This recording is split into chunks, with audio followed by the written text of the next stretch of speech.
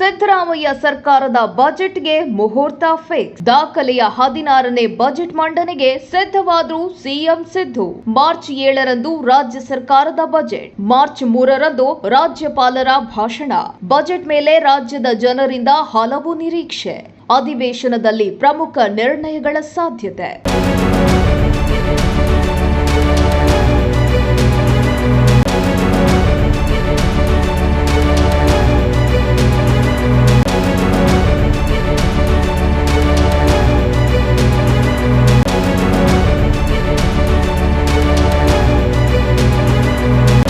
ಮುಖ್ಯಮಂತ್ರಿ ಸಿದ್ದರಾಮಯ್ಯ ನೇತೃತ್ವದ ರಾಜ್ಯ ಕಾಂಗ್ರೆಸ್ ಸರ್ಕಾರದ ಬಜೆಟ್ ಮಂಡನೆಗೆ ಇದೀಗ ಮುಹೂರ್ತ ಕೂಡಿ ಬಂದಿದ್ದು, ಮಾರ್ಚ್ ತಿಂಗಳಲ್ಲಿ ಆಯವ್ಯಯ ಮಂಡನೆಯಾಗಲಿದೆ. ಇನ್ನು ಈ ಕುರಿತು ಖುದ್ದು ಸಿಎಂ ಸಿದ್ದರಾಮಯ್ಯ ಮಾಹಿತಿ ನೀಡಿ, ಮುಂಬರುವ ಮಾರ್ಚ್ 3ರಿಂದ ರಾಜ್ಯ ವಿಧಾನಸಭೆಯ ಅಧಿವೇಶನ ಆರಂಭವಾಗಲಿದೆ. ಮಾರ್ಚ್ 7ರಂದು ರಾಜ್ಯ ಬಜೆಟ್ ಮಂಡಿಸಲಿದ್ದೇನೆ. ಬಳಿಕ 3 ದಿನಗಳ ಕಾಲ ರಾಜ್ಯಪಾಲರ ಭಾಷಣದ ಕುರಿತು ಚರ್ಚೆ ನಡೆಯಲಿದೆ ಎಂದು ಅವರು ತಿಳಿಸಿದರು. ಇಷ್ಟು ದಿನಗಳಿಂದ ಮಂಡಿ ನೋವಿನಿಂದ ವಿಶ್ರಾಂತಿಯಲ್ಲಿದ್ದ ಸಿದ್ದರಾಮಯ್ಯ ಸಭೆ ಸಮಾರಂಭಗಳಿಂದ ದೂರ ಇದ್ರು.